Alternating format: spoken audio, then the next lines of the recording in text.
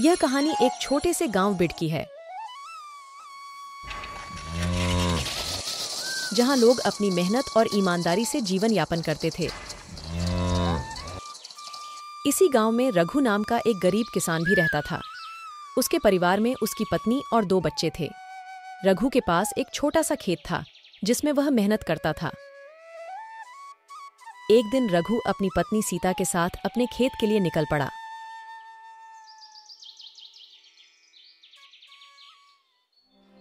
सीता, देखो, इस साल फसल बिल्कुल नहीं हुई। बारिश न होने के कारण सब बर्बाद हो गया। हाँ, अब हम बच्चों के स्कूल में दाखिले के लिए पैसे कहाँ से लाएंगे? रघु और सीता खेत की स्थिति पर चर्चा कर रहे थे। गांव के कुछ लोग वहां से गुजर रहे थे और उन्होंने भी रघु की परेशानी सुनी। रघु, इस साल मौसम ने हम सभी को धोखा दिया है, लेकिन हिम्मत मत हारो, कुछ ना कुछ रास्ता जरूर निकलेगा। हाँ रघु, भगवान पर भरोसा रखो, सब ठीक हो जाएगा। धन्यवाद रामू काका और गीता दीदी, आपकी दुआओं से ही कुछ हो पाएगा।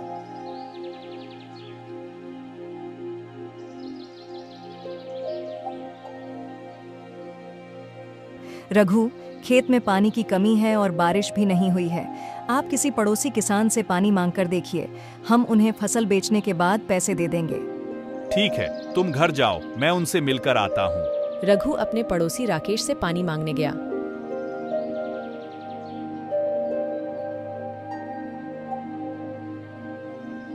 राकेश भाई, मेरे खेत में पानी की बहुत कमी है, क्या तुम मुझे कुछ पानी दे सकते हो? मैं फसल बेचने के बाद पैसे लौटा दूंगा। रघु, मेरे खुद के खेत में कुआं होने के बावजूद पानी की कमी हो रही है, मैं तुम्हें पानी कैसे दे सकता हूँ? ठीक है राकेश भाई, मैं समझता हूँ, धन्यवाद। सीता और बच्चे घर पर थे, तभी रघु वापस आता है। क्या हुआ रघु, राकेश पानी देने के लिए मान गया? नहीं, उसने मना कर दिया। तो अब क्या होगा? फसल पूरी तरह से बर्बाद हो जाएगी। अब हमारे पास घर के और बच्चों के दाखिले के लिए भी पैसे नहीं हैं। पिताजी, क्या अब हमारा दाखिला नहीं हो पाएगा? माँ, क्या हम अब स्कूल नहीं जा पाएंगे? बच्चों, तुम बिल्कुल चिंता मत करो, तुम जरूर स्कूल जाओगे। अब हम क्या करेंगे? हमें खेत में कुआं खुदवाना पड़ेगा, तभी हमारे खेत को पानी मिल पाएगा। लेकिन उसके लिए तो बहुत ज्यादा पैसे लगेंगे, वो कहाँ से आएंगे? सीता, तुम चिंता मत करो, मैं कुछ करता हूँ। रघु ने फैसला किया कि वह गांव के सेठ से कर्जा लेकर कुआं खुदवाएगा।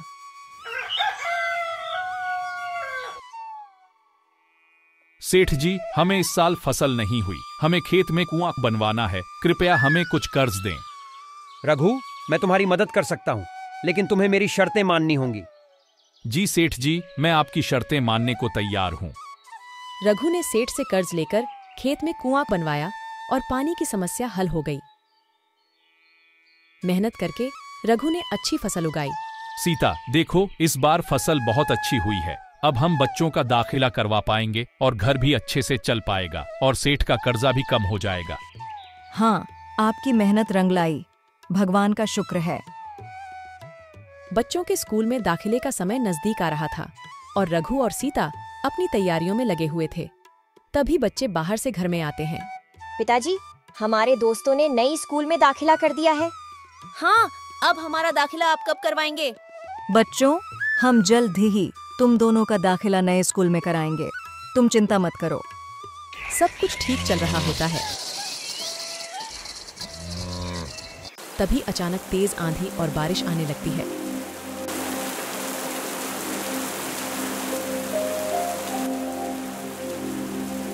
अरे, ये क्या हुआ? ये मौसम तो ठंड का चल रहा है ना, फिर अचानक इतनी तेज बारिश कैसे हो गई? सच में रामू काका, मौसम ने हमें धोखा दे दिया। इस अचानक आई आंधी और बारिश ने सारी फसल बर्बाद कर दी। ऐसे मौसम में किस तरह खेती करेंगे? किसान पूरी तरह से बेबस हो गए हैं। तेज आंधी और बारिश के बाद रघु अपने खेत में गया। उसने देखा कि उसकी सारी फसल पानी में डूब चुकी है और बर्बाद हो गई है। हे भगवान, ये क्या हो गया? सारी तैयार फसल बर्बाद हो गई। ये क्या हो रहा है? जब बारिश चाहिए तब बारिश नहीं होती और जब नहीं चाहिए तब हो जाती है। अब मैं क्या करूं? तभी वहां पर सेठ आता है। सेठ रघु के पास आया और अपना कर्ज वापस मांगने लगा। रघु, अब तुम्हारी फसल बर्बाद हो गई है। तुम मेरा कर्ज नहीं चुका पाओगे। अगर तुमने मेरा पैसा वापस नहीं किया तो मैं तुम्हारा खेत और घर जब्त कर लूंगा। सेठ जी, कृपया मुझे कुछ समय और दें। तुम्हारे पास अब ज्यादा समय नहीं है। जल्द ही मेरा पैसा चुकाओ, नहीं तो तुम्हें अपनी जमीन और घर से हाथ धोना पड़ेगा। सेठ की धमकी से रघु बहुत परेशान हो गया और उसने खुदकुशी करने का विचार किया। अब मेरे पास कोई और रास्ता नहीं बचा है। मैं बच्चों के भविष्य के लिए कुछ भी नहीं कर पा रहा हूँ। शायद मेरा अंत ही उनके लिए सही होगा। रघु खुदकुशी के लिए तैयार हो जाता है, लेकिन तभी उसे अपने बच्चों का ख्याल आता है। वह सोचता है कि वह तो मर जाएगा, लेकिन उसके मरने से क्या होगा? उसका सारा दुख और कर्ज बच्चों के ऊपर आ जाएगा। नहीं, मैं अपने बच्चों को इस तरह नहीं छोड़ सकता। मरने से अच्छा है कि मैं उनके लिए संघर्ष करूं। रघु अपने दोस्त मोहन के पास गया ताकि वह उससे सलाह ले सके। मोहन, मेरी सारी फसल बर्बाद हो गई है। बच्चों का दाखिला कैसे करवाऊं, कुछ समझ नहीं आ रहा। रघु, तुम परेशान मत हो, मैं कुछ करता हूं। रघु घर वापस आया और सीता को सारी बात बताई। घर में दुख का माहौल छा गया। अब क्या करेंगे? बच्चों का दाखिला कैसे होगा?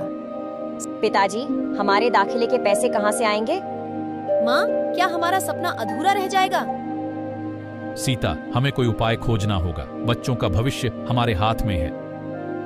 तभी मोहन रघु के घर आया। उसके हाथ में कुछ कागज थे। रघु, तुम्हारे बच्चों का दाखिला हो गया है। ये कैसे हुआ? मैं तुम्हारे बच्चों का रिजल्ट लेकर गया था। उनके अच्छे मार्क्स देखकर स्कूल ने इस बार गरीब किसानों के बच्चों के लिए मुफ्त में दाखिला करने का फैसला किया है। ये लो, उनके दाखिले के कागज। मोहन, तुमने तो हमारी सारी परेशानी हल कर दी। धन्यवाद दोस्त। भगवान का लाख लाख शुक्र है। अब हमारे बच्चों का भविष्य उज्जवल है। पिताजी, हम अब स्कूल जा सकते हैं।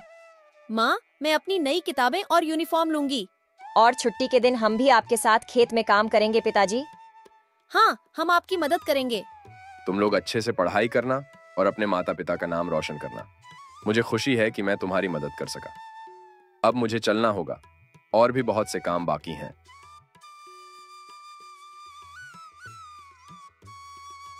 मोहन, तुम्हारा बहुत बहुत धन्यवाद। तुमने हमारे लिए जो किया है उसे हम कभी नहीं भूलेंगे। दोस्तों के बीच धन्यवाद की कोई जरूरत नहीं होती। अपना ख्याल रखना। मैं चलता हूँ।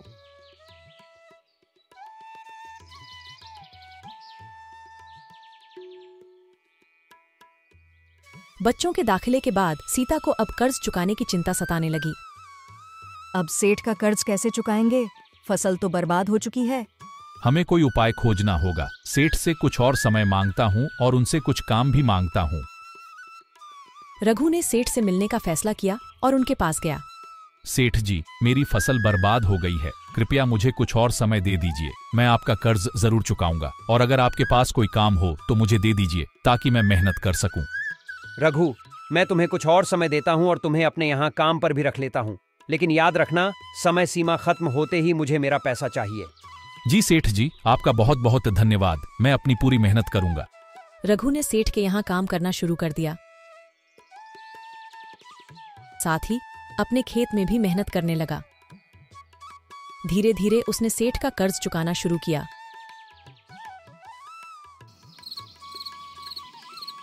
देखो सीता, मैंने सेठ का थोड़ा कर्ज चुका दिया है। अगर इसी तरह मेहनत करता रहा तो हम जल्द ही सारा कर्ज चुका देंगे।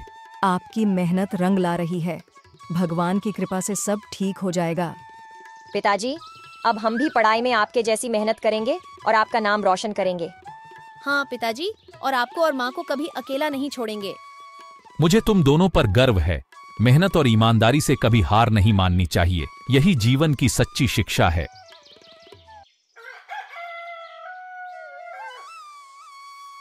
रघु की मेहनत रंग लाई और उसने सेठ का सारा कर्ज चुका दिया। उसके खेत में भी अच्छी फसल होने लगी और उसका परिवार खुशहाल जीवन जीने लगा। इस कहानी से हमें यह सीख मिलती है कि कठिन परिश्रम, ईमानदारी और हिम्मत से हर मुश्किल का सामना किया जा सकता है। जीवन में कभी भी हार नहीं माननी चाहिए। चाहे परिस्थितियां कितनी भी कठिन क्यों न हो। परिवार और दोस्तों का सहयोग भी बहुत महत्वपूर्ण होता है, क्योंकि उनके समर्थन से हम किसी भी चुनौती का सामना कर सकते हैं।